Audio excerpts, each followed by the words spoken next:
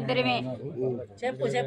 పెద్దోళ్ళు ఇద్దరం అవతలు ఉంటాను, చిన్నాళ్ళు యువతలు ఉంటారు. అయితే ఉదయాన్నే ఇప్పుడు ఆవిడ కాలేజీలు కొట్టింది, మంది ఇచ్చింది, పాలించాలి, అన్ని ఎందుకు చేస్తుంది? మరి ఆ విషయం అయితే తెలీదు. ఇదే చెప్పాడు, ఇలా మేము మా దగ్గర చెప్పాడండి. చెప్పితే ఏంటి ఎందుకు జరుగుతుందంటే ఏమో తెలియదు అంట. మీ ఊర్లో మీకు తెలియదు, మీరు ఎక్కడ ఉన్నారు? ఏ గొడవలు లేవన్నారు. నాలుగోళ్ళ మధ్యలో ఏం జరిగిందని మాకు తెలియదండి. ఎలాగా మీరు ఇక్కడ ఉన్న మీకు ఎవరికి తెలియలేదు. గతంలో ఏమైనా గొడవలు అయ్యవమ్మా?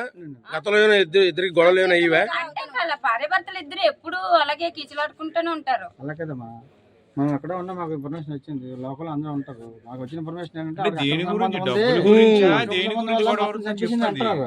అది ఎంతవరకు కరెక్ట్ చెప్పండి మీరు? ఆస్తి కోసమా, డబ్బుల కోసమా, దేని అక్కడ గురించి? సంబంధమా? ఆస్తుల కోసమే దేనికోసం అనేది మనకు తెలియదు. కాకపోతే అప్పులు ఉన్నాయి. ఇంకా ఈ ముక్క అన్ని ఎవరికి ఉన్నాయి అప్పులు? ఆవిడకే ఆవిడకా అతనికా? సంబంధికే భార్య భర్త అయితే మరి ఎలా లోన్ తీసుకుని అప్పులు ఉంటుంది.